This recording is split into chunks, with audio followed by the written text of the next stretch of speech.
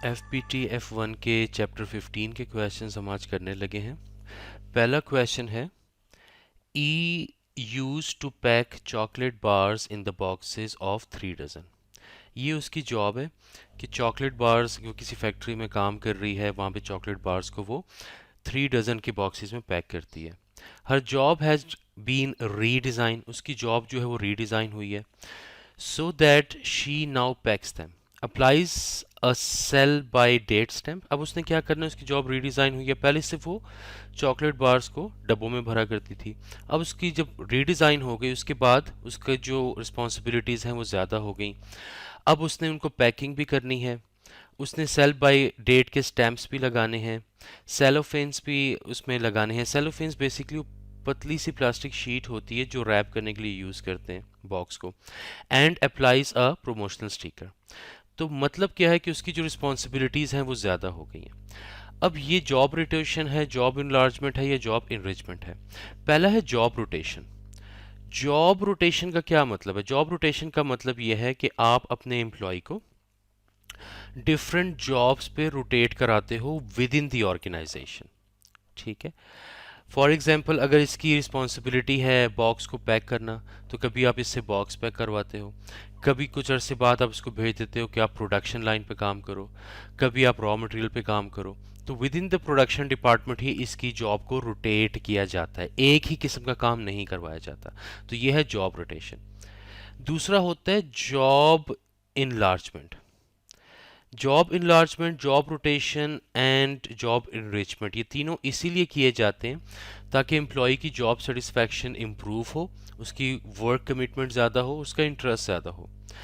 Job enlargement में क्या किया जाता है? जॉब इनलार्जमेंट में ये किया जाता है कि जो आपका एम्प्लॉय भी काम कर रहा है उसकी रिस्पॉन्सिबिलिटीज़ को इंक्रीज कर दिया जाता है। Increase responsibilities. लेकिन जो भी रिस्पॉन्सिबिलिटीज़ इंक्रीज की जाती हैं, उन न्यू रिस्पॉन्सिबिलिटीज़ को परफॉर्म करने के लिए उसको सेम लेवल स्किल्स ही चाहिए होते हैं। ये होती है जॉब इनलार्जमेंट। फॉर एग्जांपल, अगर आपके पास ऑर्गेनाइजेशन में कैशियर है, कैशियर का सिर्फ काम यह है कि रिसीव कैश फ्रॉम कस्टमर्स। अब इसी कैशियर को आप ये कहते हो कि आपकी जॉब हम रीडिज़ाइन कर रहे हैं, आपने कस्टमर से कैश भी रिसीव करना है और चेक्स भी रिसीव करने हैं। एक और रिस्पॉन्सिबिलिटी ऐड कर दी। और आपने सप्लायर को पेमेंट्स भी करनी है। और फॉर एग्जांपल, आपने सप्लायर को रिफंड्स भी देने हैं। अब इन सारी एक्टिविटीज़ के लिए बाकी जो एक्टिविटीज़ ऐड हुई हैं, इन न्यू एक्टिविटीज़ के लिए उसको कोई नया स्किल नहीं चाहिए। वो कैशियर है, उसके पास ये ऑलरेडी स्किल है। वही सेम लेवल स्किल्स को यूज़ करके वो और ज़्यादा रिस्पॉन्सिबिलिटीज़ को परफॉर्म कर सकता है। ये होती है जॉब इनलार्जमेंट। उसकी जॉब को बड़ा कर दिया जाता है, उसकी रिस्पॉन्सिबिलिटीज़ ज़्यादा कर दी जाती हैं। अब जॉब इनरिचमेंट क्या है? जॉब इनरिचमेंट ये है कि उसकी जॉब को कोशिश की जाती है कि नेक्स्ट लेवल की रिस्पॉन्सिबिलिटीज या हायर लेवल की रिस्पॉन्सिबिलिटीज उसको दी जाएं। इसमें उसके जो करंट लेवल स्किल हैं वो उसके काम नहीं आएंगे, उसके लिए उसको इम्प्रूव करने पड़ेंगे अपने स्किल्स को। और उसके लिए उसको हो सकता है हमें ट्रेनिंग पे भेजना पड़े या उसकी डेवलपमेंट करनी पड़े। ठीक है। जैसे फॉर एग्जांपल ये कैशियर है। अब कैशियर का अगर कैश या पेमेंट से काम होगा, रिफंड से काम होगा, वो तो वो अच्छी तरीके से कर लेगा। लेकिन इसी कैशियर को हम कहें कि आज से आपने बैंक रिकन्सिलिएशन भी करनी है, उसके साथ साथ आपने पैटी कैश रिकन्सिलिएशन भी करनी है। अब ये कैशियर का काम नहीं होता, ये बेसिकली अकाउंटेंट का काम होता है। अगर आप चाहते हो कि आपका कैशियर बैंक रिकन्सिलिएशन या पैटी रिकन्सिलिएशन जैसे थोड़े से हाई लेवल के काम करे, तो उसके लिए आपको उसको ट्रेनिंग देनी पड़ेगी। तो ये क्या है कि जो उसके सेम स्किल्स हैं उसमें वो ये काम नहीं कर पाएगा, हमें उसको ट्रेनिंग देनी पड़ेगी क्योंकि ये हायर लेवल की रिस्पॉन्सिबिलिटीज़ हैं। तो जब आप अपने एम्प्लॉय को हायर लेवल की रिस्पॉन्सिबिलिटीज़ देते हो, उससे कहते हैं जॉब इनरिचमेंट। अब यहाँ पे क्या हो रहा है कि वो जो पर्सन है या लेबर जो है वो पैकिंग में काम कर रहा है, अब पैकिंग के साथ साथ इसको बता दिया गया कि आपने स्टैम्प भी करना है, आपने थोड़ी सी शीट भी उसके ऊपर रैप करनी है और आपने उसकी पैकिंग भी करनी है। तो ये बेसिकली उसी लेवल के ही स्किल्स उसको चाहिए, उसको कोई इम्प्रूव स्किल नहीं चाहिए। हमने उसको ये नहीं कह दिया कि आप पैकिंग कर रहे हो, अब पैकिंग छोड़ के आपने जाके कोई ज़्यादा डिफिकल्ट काम करना है या हायर लेवल का काम करना है या कस्टमर की सेल्स को देखना है, ऐसा कोई काम नहीं कह रहे। तो ये बेसिकली क्या होगी, ये जॉब इनलार्जमेंट होगी, क्योंकि उसको वही सेम लेवल के ही स्किल्स चाहिए ये बाकी न्यू रिस्पॉन्सिबिलिटीज फुलफिल करने के लिए। अच्छा, कैशियर को हम ये भी कह सकते हैं, इम्प्रूव लेवल की एक और एग्जांपल देता हूँ हायर लेवल की, कि उसे हम कहते हैं कि आपने कैश बजट बनाना है फॉर एग्जांपल। अब ये मैनेजर लेवल का काम है, लेकिन अगर आप कैशियर से करवाना चाहते हो तो मतलब आप उसको हायर लेवल का काम दे रहे हो, जॉब इनरिचमेंट करवा रहे हो। Clear with all these three terms? Okay. फिर एक और टर्म आपने कहा था टास्क सिग्निफिकेंट। अच्छा, इसका जो ऑप्शन करेक्ट है वो ऑप्शन बी है, जॉब इनलार्जमेंट। अच्छा, कुछ और टर्म्स आपने कहा था जैसे है टास्क सिग्निफिकेंस। टास्क सिग्निफिकेंस का मतलब यह है कि आप जो अपनी प्रोफेशनल लाइफ में काम कर रहे हो, आपको क्या लगता है कि इस काम की लोगों की या सोसाइटी पे एट लार्ज कितना इफेक्ट पड़ता है। अगर आपको लगता है कि लोगों पे, पीपल पे या सोसाइटी पे इसका बहुत ज़्यादा इफेक्ट आता है, तो आपको लगेगा कि आपका काम बहुत ज़्यादा इंपॉर्टेंट है। जैसे फॉर एग्जांपल, एक अच्छी एग्जांपल हो सकती है डॉक्टर। डॉक्टर अगर गलती करे पेशेंट की ट्रीटमेंट में तो क्या होगा, ये उसकी लाइफ एंड डेथ का क्वेश्चन हो सकता है। तो ऑब्वियसली डॉक्टर की जो जॉब है, ये जो टास्क परफॉर्म कर रहा होता है, वो हाई सिग्निफिकेंस के होते हैं, क्योंकि डॉक्टर की जो मिस्टेक है, डॉक्टर की गलती है, वो किसी पेशेंट की जान भी ले सकती है। तो जब डॉक्टर अपने काम की सिग्निफिकेंस को रिकग्नाइज करेगा, तो वो क्या होगा, वो समझेगा कि अगर मेरी जॉब जो है वो बहुत ज़्यादा सिग्निफिकेंट है, किसी मरीज़ की लाइफ एंड डेथ जो है वो मेरे हाथ में है, तो ऑब्वियसली मुझे बड़ा केयरफुल रह के काम करना पड़ेगा, तो उसकी जॉब कमिटमेंट बेसिकली ज़्यादा होती है।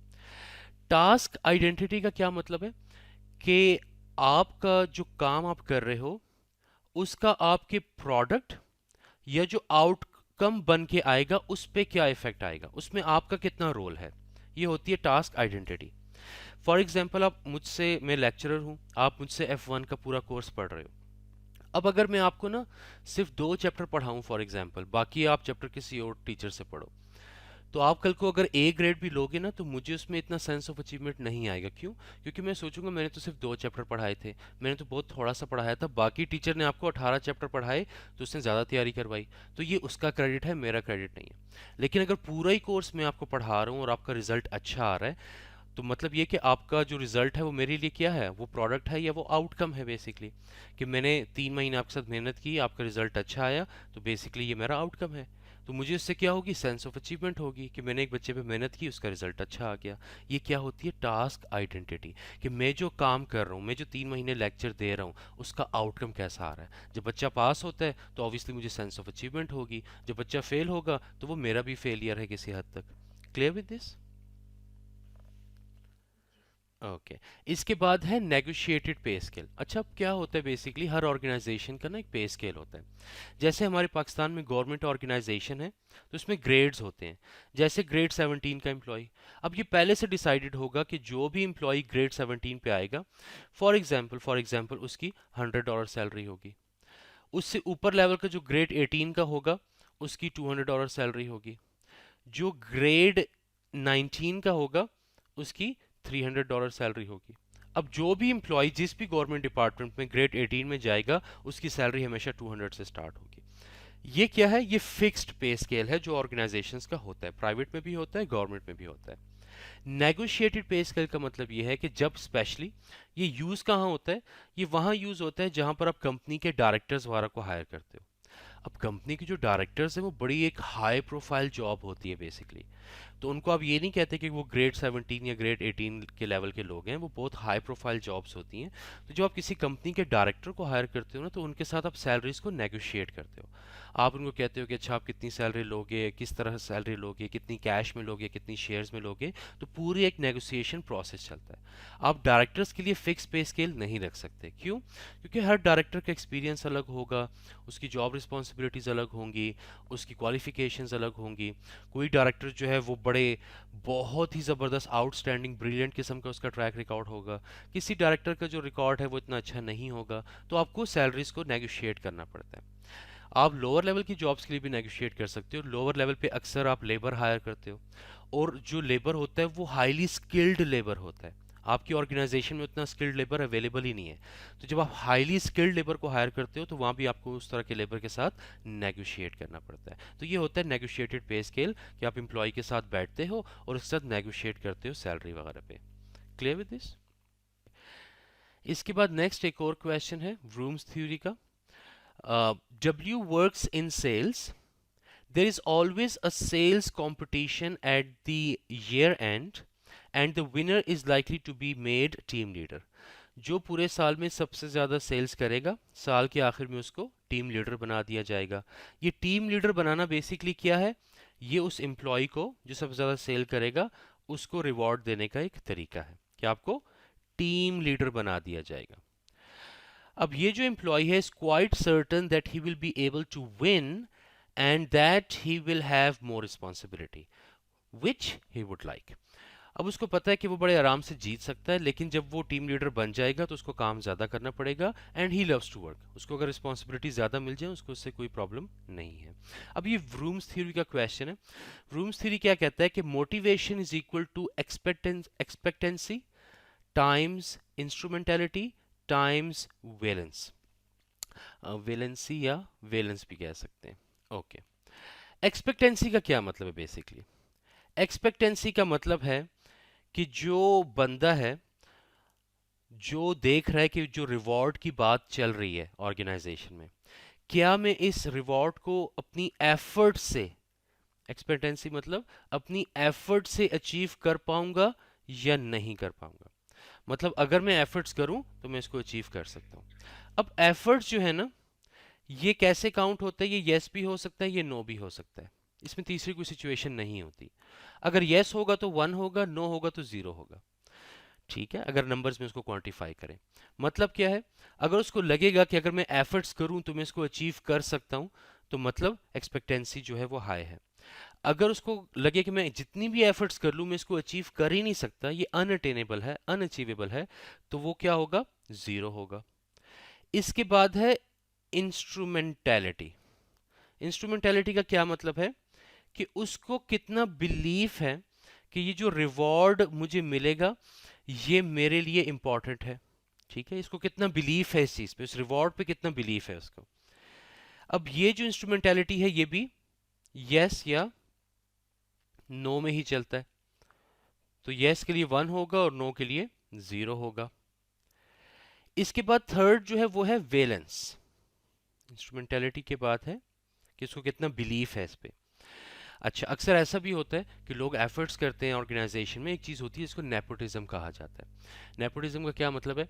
कि आप एक ऑर्गेनाइजेशन में काम कर रहे हो और साथ में आपका जो कुलीग है वो बॉस का भाई है फॉर एग्जांपल। अब आपको पता है कि आप जितनी भी एफर्ट्स कर लो ना, रिवॉर्ड साल के एंड पे बॉस के भाई को ही मिलना है, मुझे नहीं मिलना, क्योंकि नेपोटिज्म चल रहा है ऑर्गेनाइजेशन में। तो वहाँ पे क्या है? एम्प्लॉय को बिलीफ नहीं होगा, इंस्ट्रूमेंटेलिटी जो है वो बहुत लो होगी। उसको लगेगा मैं जितनी भी एफर्ट्स कर लूँ, मैं इसको अचीव कर भी लूँ तो तब भी मुझे ये रिवॉर्ड नहीं मिलेगा। अच्छा, थर्ड है इसके बाद वेलेंस। वेलेंस मतलब वैल्यू, कि वो कितनी वैल्यू देता है उसको। फॉर एग्जाम्पल, अगर आप कंपनी के लेबर को कहो ना कि अगर आप अच्छी परफॉर्मेंस दोगे तो हम आपको बाईसाइकिल देंगे, वो बड़ी खुशी खुशी काम करेगा। क्यों? क्योंकि बाईसाइकिल मिलना उसके लिए एक बहुत बड़ी चीज़ होगी। लेकिन अगर आप कंपनी के डायरेक्टर को कहो कि अगर हम आप अच्छी परफॉर्मेंस करोगे, आप ऑलरेडी 2 करोड़ की सैलरी ले रहे हो और अगर आप अच्छी परफॉर्मेंस करोगे तो आपको भी हम साइकिल लेके देंगे, तो वो कहेगा मुझसे 4 साइकिल ले लो, मुझे देने की जरूरत नहीं है, तो वो उसको वैल्यू ही नहीं देगा। तो ये क्या होती है? वैलेंस होती है, कि वो रिवॉर्ड जो है कितना वैल्यूबल है। अब डायरेक्टर को अगर आपने मोटिवेट करना होगा तो उसको आप साइकिल देके मोटिवेट नहीं करोगे, उसको आप कंपनी के शेयर्स दोगे, उसको आप फॉरेन ट्रिप्स पे भेजोगे। लेबर को करना होगा तो उसकी या तो सैलरी, आप एक एक्स्ट्रा सैलरी भी दे दो वो खुश हो जाएगा, या आप उसको साइकिल दे दो वो खुश हो जाएगा। छोटी छोटी चीज़ों से वो लोग खुश हो जाते हैं क्योंकि उनकी एक्सपेक्टेशंस कम होती हैं, वो छोटी चीज़ों को भी ज़्यादा वैल्यू देते हैं। तो वेलेंस बेसिकली वैल्यू कितना देता है कोई एम्प्लॉय उसको। अब वैल्यू जो है, इस पे 3 सिचुएशंस हो सकती हैं। वैल्यू जो है वो नेगेटिव भी हो सकती है, वो न्यूट्रल भी हो सकती है और वो पॉजिटिव भी हो सकती है। पॉजिटिव मतलब कि जब उसको रिवॉर्ड का बताया जाएगा तो वो खुश होगा सुन के और वो उसको अचीव करने की कोशिश करेगा, क्योंकि वो रिवॉर्ड उसके लिए वैल्यूएबल है, ये कीमती है। नेगेटिव मतलब कि उसके लिए कीमती है ही नहीं, ठीक है, वो बिल्कुल उसको तरजीह ही नहीं देता, उसको किसी प्रेफरेंस में ही नहीं लेके आता। और न्यूट्रल ये है कि वो कंफ्यूज है कि मुझे ये रिवॉर्ड जो है ये मेरे लिए वैल्यूएबल है, ये वैल्यूएबल नहीं है, वो कंफ्यूज है इस पे। तो अगर नेगेटिव होगा तो ऑब्वियसली -1 होगा, अगर न्यूट्रल होगा तो 0 होगा, और पॉजिटिव होगा तो 1 होगा, या पॉजिटिव या +1 होगा। अब यहाँ पे क्या हो रहा है देखते हैं। अब उसको टीम लीडर बना दिया जाएगा, ये है reward. So W is quite certain that he is able to win and that he will have more responsibility which he would like. अब एक चीज तो क्लियर है कि उसको बहुत ज्यादा सर्टेन है कि वो बड़े आराम से ये कंपटीशन जीत सकता है। तो इसमें एक्सपेक्टेंसी जो है वो क्या होगी, हाई होगी, लो होगी? ऑब्वियसली एक्सपेक्टेंसी जो है वो तो हाई है, क्योंकि वो बहुत सर्टेन है। Next, but he would also have to work much longer hours and he is quite reluctant to do this for family reasons. अब मसला यहाँ पे क्या आता है, मसला आता है इसका कि वो उसको पता है कि अगर वो ज़्यादा घंटे काम करे तो वो आराम से जीत सकता है, लेकिन वो काम करना नहीं चाहता। क्यों? क्योंकि उसने फैमिली को भी टाइम देना होता है। अब यहाँ पे बात आती है वेलेंस की, कि क्या वो वैल्यू दे रहा है कि नहीं। वेलेंस की कैसे बात आती है? अगर टीम लीडर बनना उसके लिए सबसे ज़्यादा इंपॉर्टेंट चीज़ होती तो ऑब्वियसली वो फैमिली टाइम को सेक्रीफाइस करके वो ज़्यादा घंटे काम करता। क्यों? क्योंकि वो चीज़ उसके लिए वैल्यूएबल होती। बट वो यहाँ पर क्या कर रहा है, वो सोच रहा है कि मैं जो है फैमिली को टाइम दूं या मैं ऑफिस को टाइम दूं। तो मतलब ये कि ये चीज़ उसके लिए इतनी ज़्यादा वैल्यूएबल नहीं है, जो कि वो आराम से जीत भी सकता है, वो इतनी वैल्यूएबल नहीं है। क्यों? क्योंकि उस वो वैल्यू जो दे रहा है वो न्यूट्रल वैल्यू दे रहा है। यहाँ पे वो कंफ्यूज है कि वो फैमिली को टाइम दे या वो ऑफिस को टाइम दे। तो इसलिए वेलेंस जो है यहां पर न्यूट्रल होगी या 0 होगी। ओके, अब एक्सपेक्टेंसी हाई है, वेलेंस जो है वो 0 है, तो ऑब्वियसली मोटिवेशन क्या होगी, मोटिवेशन हाई होगी या लो होगी? क्या ख्याल है? मोटिवेटेड तो है नहीं। यहां पे देखो, मोटिव इक्वेशन क्या है, motivation is equal to expectancy multiply instrumentality multiply valence. ये प्लस नहीं है, मल्टीप्लाई है। एक्सपेक्टेंसी फर्ज करो 1 है, ठीक है, इक्वेशन करते हैं। एक्सपेक्टेंसी जो है 1 है, 1 को मल्टीप्लाई करो न्यूट्रल से जो कि 0 है, तो 1 इंटू 0 करोगे तो क्या आएगा आपके पास? 0। तो मतलब उसकी मोटिवेशन 0 है। तो 0 मतलब लो मोटिवेशन। अगर यहां पर फॉर एग्जाम्पल एक्सपेक्टेंसी उसकी 1 होती, उसकी वेलेंस जो है पॉजिटिव होती, मतलब वो फैमिली के टाइम को कुर्बान करके भी वो एक्स्ट्रा ऑफिस आवर्स देने को तैयार है, तो मतलब उसकी वेलेंस जो है वो पॉजिटिव है, तो 1 इंटू 1, तो फिर मोटिवेशन क्या होती? 1 होती। तो 1 मतलब हाई मोटिवेशन, 0 मतलब low motivation. Clear with this? तो ऑप्शन क्या बनता है कि उसकी जो वेलेंस है वो 0 है, पहली चीज। सेकंड, उसकी एक्सपेक्टेंसी जो है वो बहुत हाई है, क्योंकि उसको सर्टेन है कि वो जीत सकता है, तो वो 1 है, या उसको हाई लिख लेते हैं। और जो उसकी मोटिवेशन है, क्योंकि 1 टाइम्स 0 आप करोगे तो 0 आएगा, तो उसकी मोटिवेशन जो है वो ऑब्वियसली लो है। तो कौन सा ऑप्शन ठीक है? Option C is the correct one. Clear with this?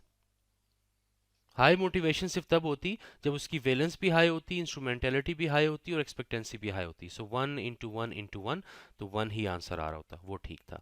एक भी इनमें से 0 हो जाएगा। व्रूम्स थ्योरी का कॉन्सेप्ट क्या है? व्रूम्स थ्योरी का कॉन्सेप्ट ये है कि एक्सपेक्टेंसी, इंस्ट्रूमेंटेलिटी एंड वेलेंस तीनों मिल के एम्प्लॉय को मोटिवेट करते हैं। अगर उसकी हाई एक्सपेक्टेंसी है बट इंस्ट्रूमेंटेलिटी एंड वेलेंस लो है, तो मोटिवेशन लो ही होगी। जब तक ये तीनों चीजें मैंडेटरी हैं, ये तीनों चीजें कंपलसरी हैं, जब तक ये तीनों चीजें हाई नहीं होंगी, एम्प्लॉय मोटिवेट नहीं होगा। Clear with this?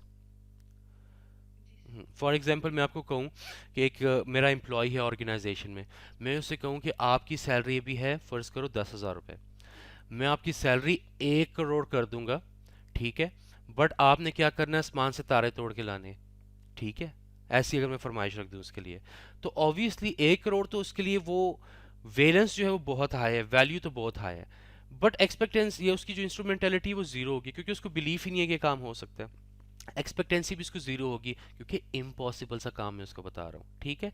तो अब उसमें वेलेंस हाई है, एक्सपेक्टेंसी जीरो है, तो मोटिवेशन जीरो ही होगी कि सर आप तो ऐसे ही बस मेरे साथ मजाक कर रहे हो, वो यही कहेगा मुझे आगे से, ठीक है। लेकिन अगर मैं उसको कहूँ कि आप अभी 10 यूनिट बना रहे हो, आप 15 यूनिट बनाओ, मैं आपकी सैलरी डबल कर दूंगा।